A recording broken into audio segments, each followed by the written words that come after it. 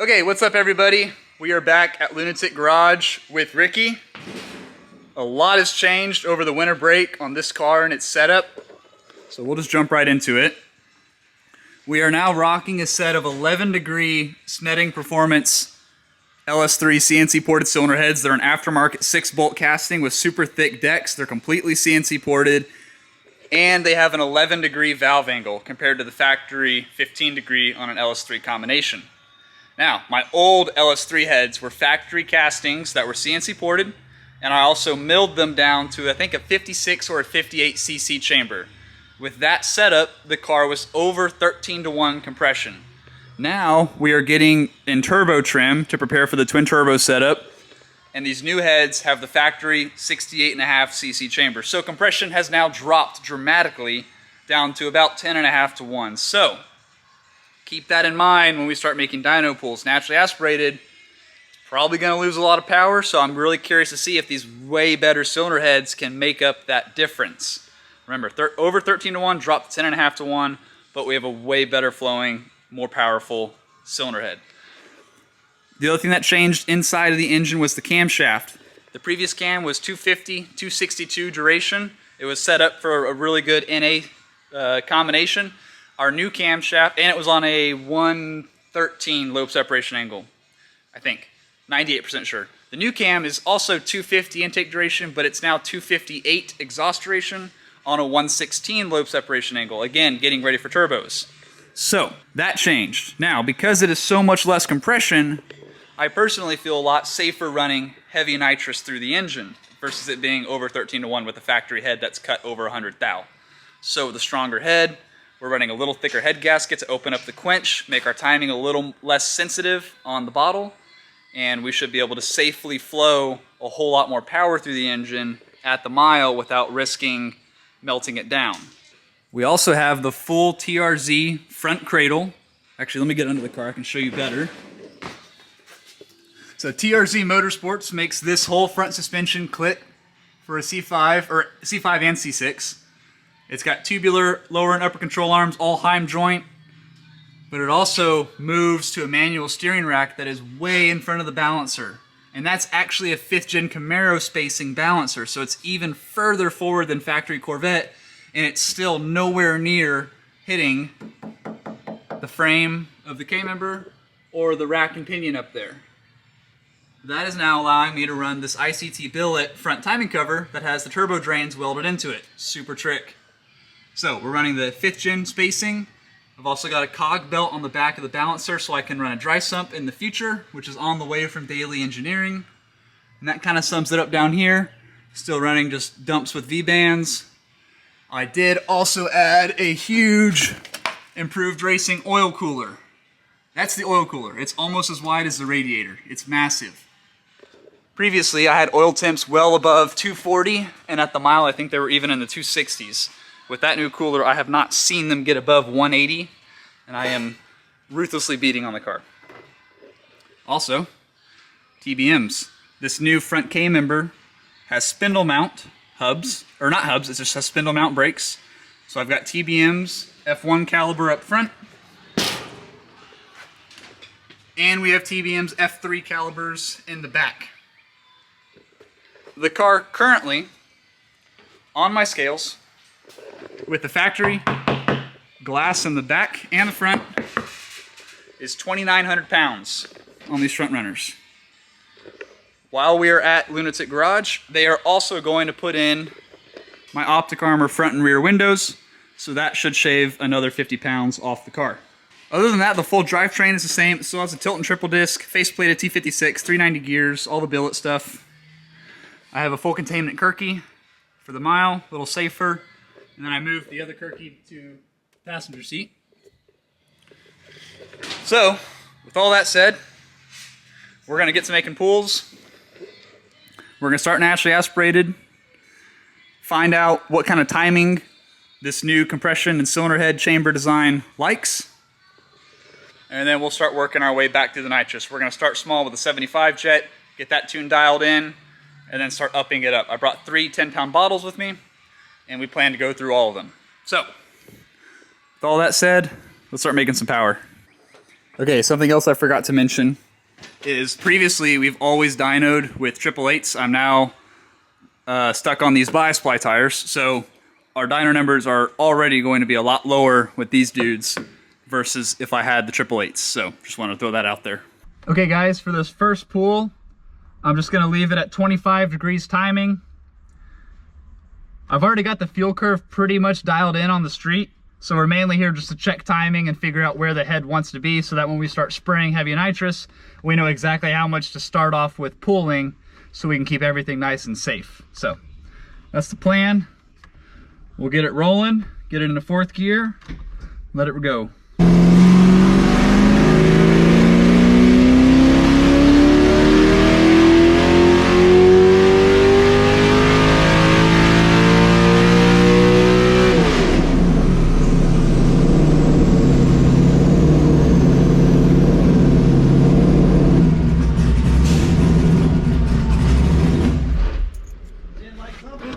What's that? Yeah. So we had a bunch of smoke come out of nowhere on that pool. So we're gonna stop and figure out what came loose or what happened there. That pool peaked at about 60, 200 RPM and then went flat and then started tapering off after 7. It's all about 530 horsepower. We also have really low timing right now. So I'm gonna add some more timing to the engine.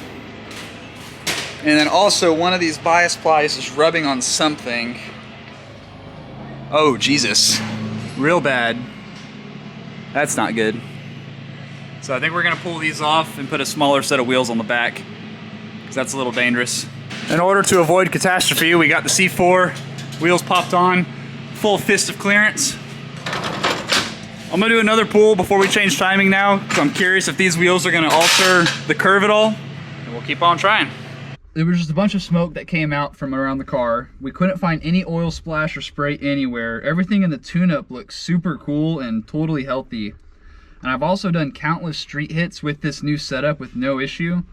So the only thing left I can think of is that somehow we had maybe a little moisture or oil on the clutch, and now that we're on the dyno loading it incredibly hard, it just might have had a little slip. And it did have a weird smell to it that kind of resembled clutch, so I'm gonna cross my fingers and hope it's that. We're gonna make another hit and see what happens.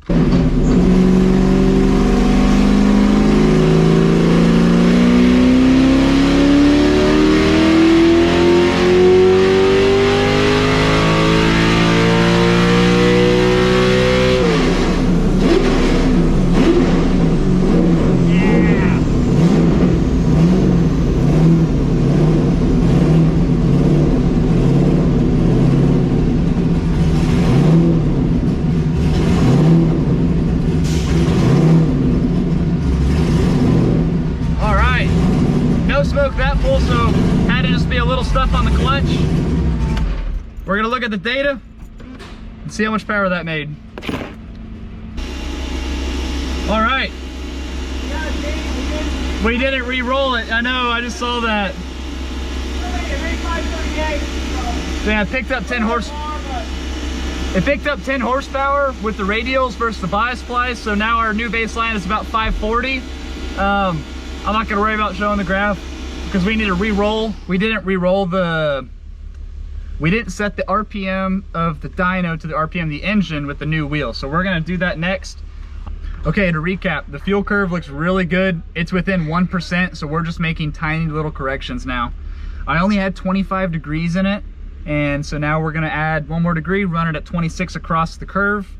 We're going to roll cowl the wheels this time, so we have accurate RPM on the dyno print, so we actually know where we're picking up or losing power. And we'll do another hit and see how it looks. All right, here we go.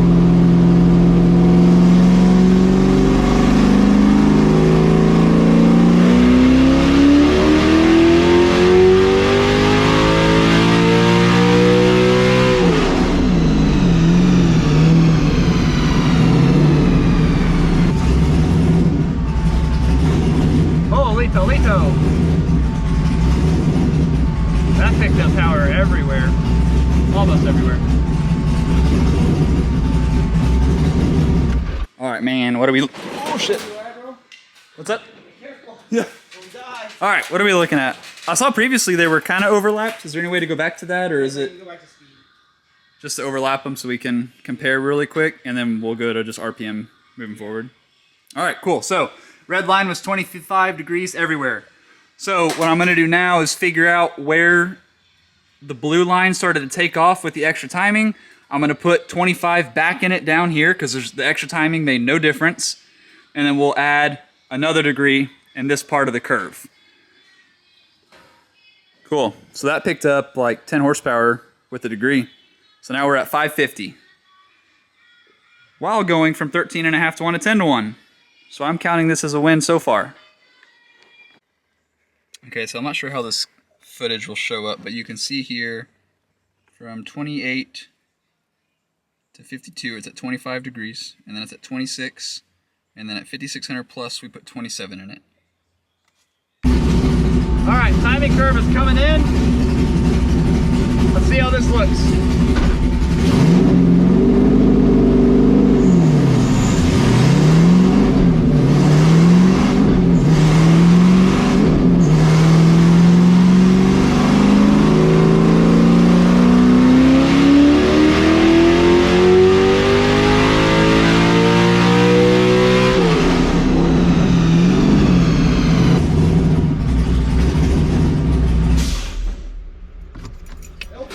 Okay, I think it didn't pick up anything, did it? All right, so we're gonna leave it at 26 degrees because 27 made no difference. It didn't lose anything, but it didn't gain anything. So there's no reason to run the extra timing if it's not picking up. It's better to be safer on this kind of stuff. So 550 horsepower though, so even though we went from 13 to 10.5 to 1 and went to a turbo cam with way less valve lift, we only lost 20 horsepower with those new 11 degree cylinder heads. So that's a big win for the heads. If we just did straight head swap, probably would have lost a whole lot more power. So I'm really happy with that. And now I'm gonna put the timing back where it was. We're gonna save this tune, lock it down. It's our NA tune, we're done touching it. And now we can start playing with Nitrous. So remember how previous, you know, with tuning, you're supposed to change both octane tables to make a timing adjustment. And if you don't do that, it only does the low octane table. Sometimes, yeah. Yeah, well, I didn't do that, so. But did you look at the log and see what it actually did? Yeah, just 26 the whole time. Not only am I wasting my own time, I'm now wasting Josh's time. But we're gonna try to stop doing this. God damn it. For those who don't know, I have done this several times before. In HP tuners, you have a high octane and a low octane table. And you're supposed to change the timing in both tables if you want it to actually make an effect. And I always forget to do that. So we're gonna redo that pull, just do another pull on this poor engine, and we'll see what 27 degrees actually does. This makes me even more happy because we might make some more power. Win-win. We actually have 27 degrees in it this time after 5600 RPM. So let's see if that makes any more power. Where are my headphones?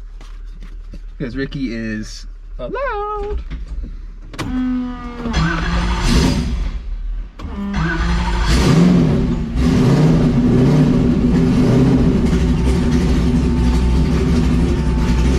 Alright, here we go.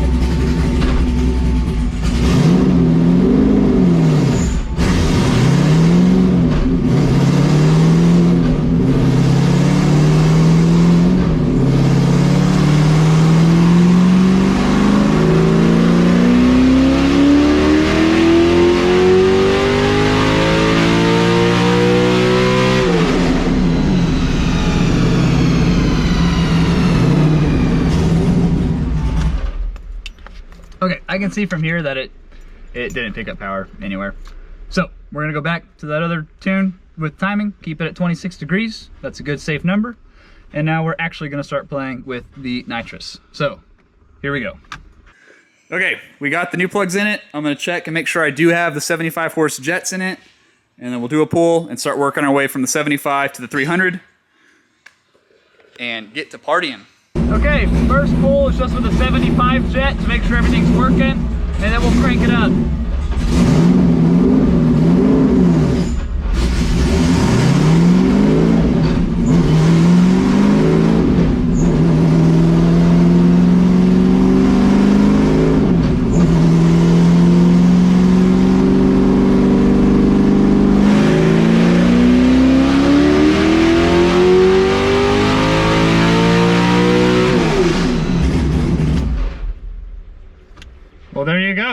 That's an easy 630 wheel. What do you know? 75 shot picks up 75 horse. Pretty freaking cool. All right, let's give it some more. Go to the next one. All right, so doing basic math, 550 plus 75, we made about 625, 630 horse.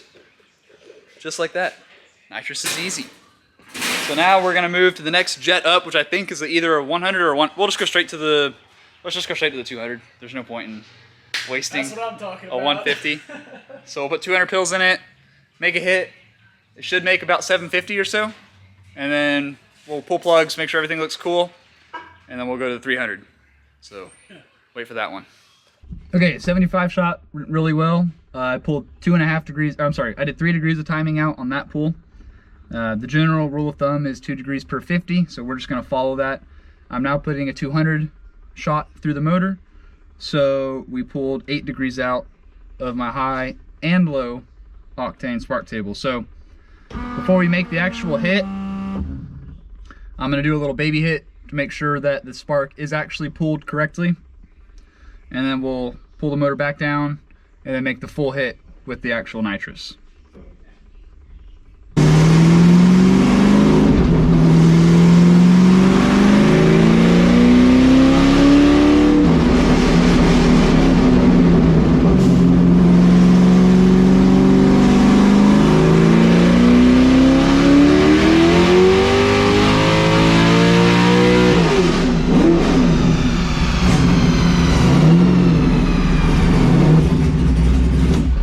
I think it spun the tires. Did it spin? I don't know, or did you let go of the button for a split second? No. Sure? No. No. It said no. Because normally if it spins, it spikes once it catches, and it didn't spike, it just... It is super rich too. It was like 0.73 lambda at one point. So we definitely need to lean it down a little bit. All right, let's look at that graph though. It has a weird dip in it, but I think that's from it getting super rich on fuel. So I think I'm gonna pull a little bit of fuel out of this tune-up. Well, let's take a look at the graph though. So you pulled an extra 6 degrees, and all you did was add another 100 horsepower. That's a lot of logic right now. I don't want to hear. So 698 horse. We have a terrible dip right here though, and I think that's when the progressive was finally done all in, and I think it just went super rich. So I'm gonna quicken the ramp up to half a second. I'm gonna put a degree back in it, and then I wanna lean it out a little bit through the curve because it was super, super rich once it finally was all in and actually full on the button. So we're gonna make those changes and we'll do another hit on 200 and get it back up to the 750-ish range. Okay, so we had a way too conservative tune-up in there for the 200 shot. So I'm gonna cut the ramp in half. It was on a full second ramp, but the problem was the pull only lasts all of 4 seconds, so I might as well just do a half-second ramp. And then I'm gonna put a degree back in it, because we're on ethanol, so we can run a little bit more timing with spray, and I'm gonna lean it out quite a bit because it was super, super rich. So, lean is mean, more timing, less fuel, let's make some power.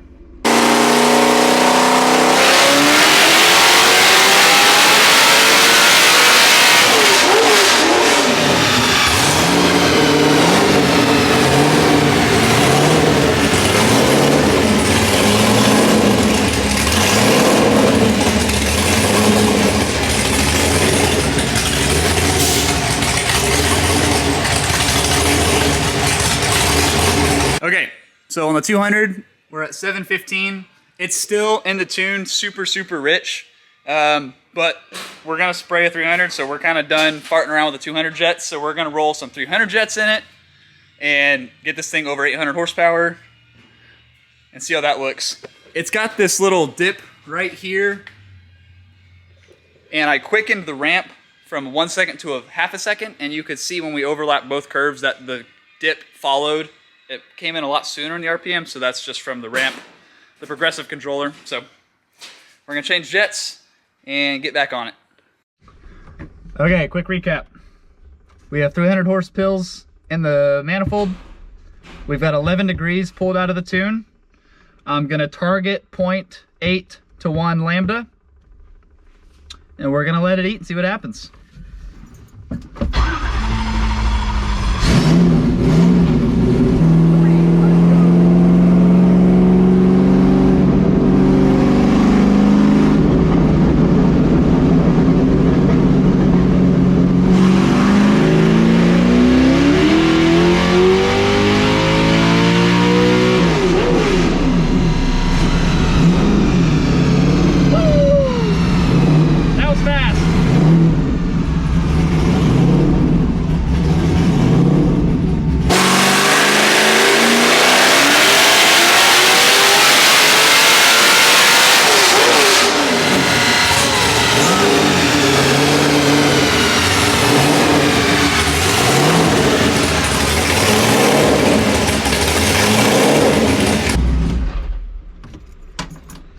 Wow.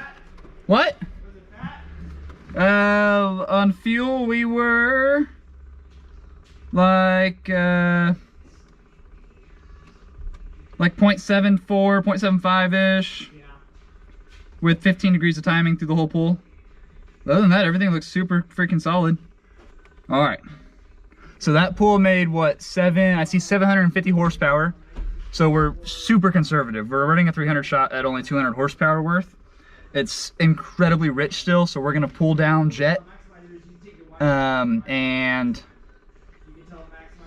make another hit at that level, and then we might pull some plugs and look at the strap and see how our timing looks. But other than that, everything else looks really good. Oil pressure is solid, fuel pressure is solid. No complaints, working well. Okay, so recap. We currently have 300 horse worth of jet in the manifold.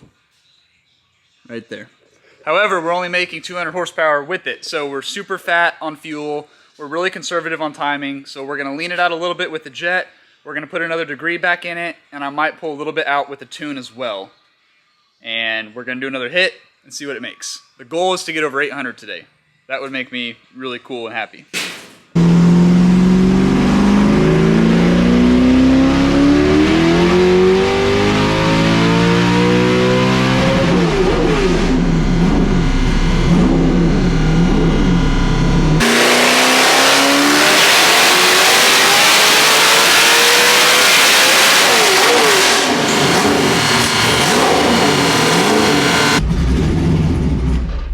Accidentally hit the rev limiter on that one.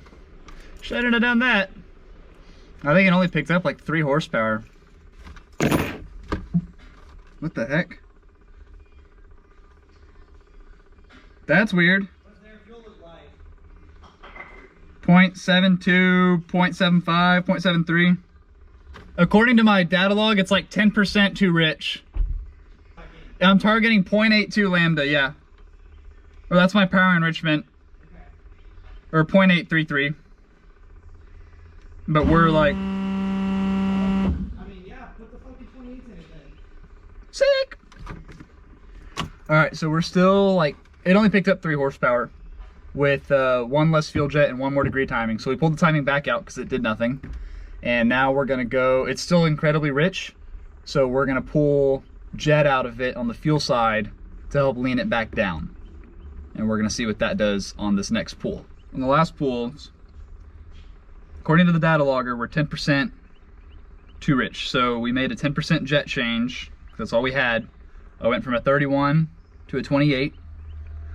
And we're just gonna send it. See what the hell happens. And we pulled the degree of timing back out. So, a little safer.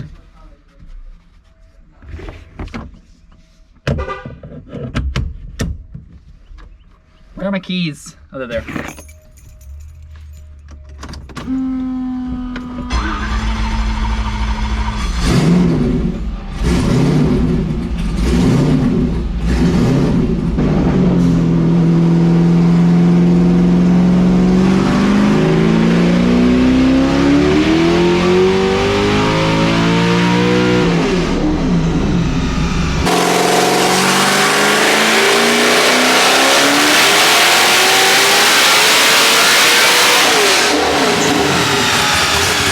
This thing's loud as shit. Fuck yeah, it is. 4%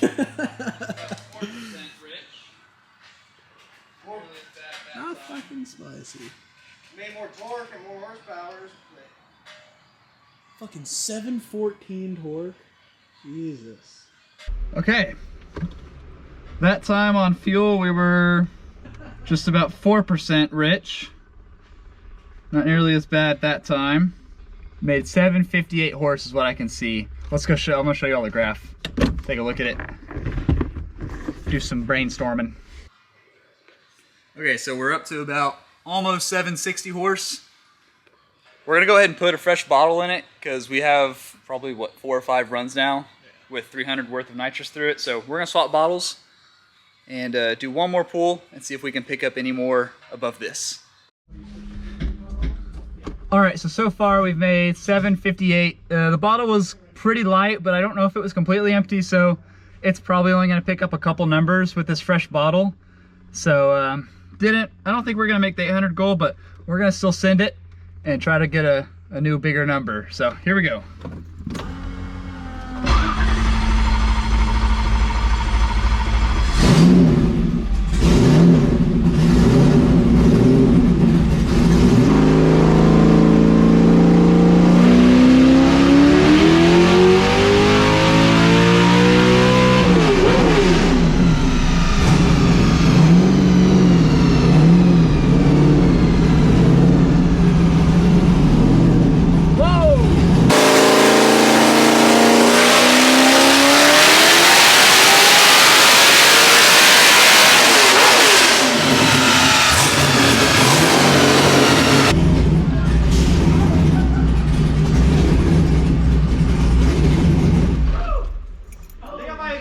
Death now, though.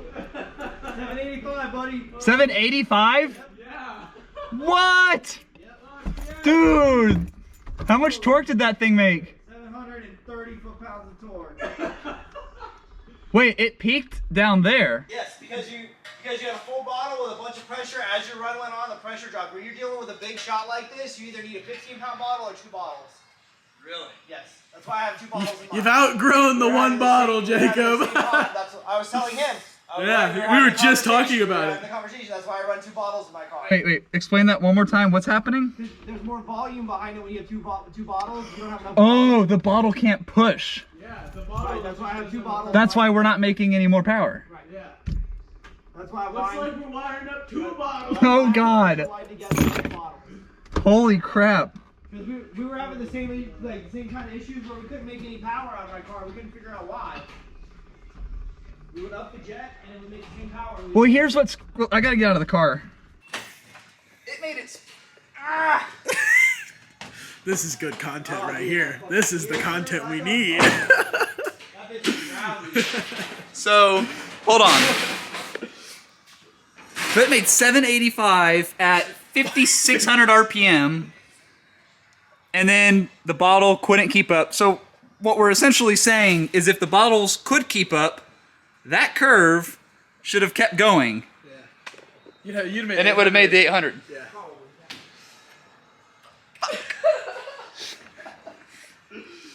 All right, well, we're calling it there then. For a 300 shot, we need either more bottle or 2 bottles. We need more bottle. More bottle, baby. So, that's But awesome. good thing you have spare bottles. So, all we need is a It's T, literally a some more Y lines. fitting, and we have another filter. Yeah. And would you And just you can wire the heaters in parallel? You can steal my filter. But you don't need if you just- want. I need a dash. I need 2 -6s. Put the filter up the wall. Oh, That's how mine Look at is. this guy. wow! Look at this. Mine wires together and the filter's directly on the Y, and then from there it runs forward. Okay, so out of both bottles into the Y, and then single filter and your pressure sensor. Yep. Because both bottles are balanced behind.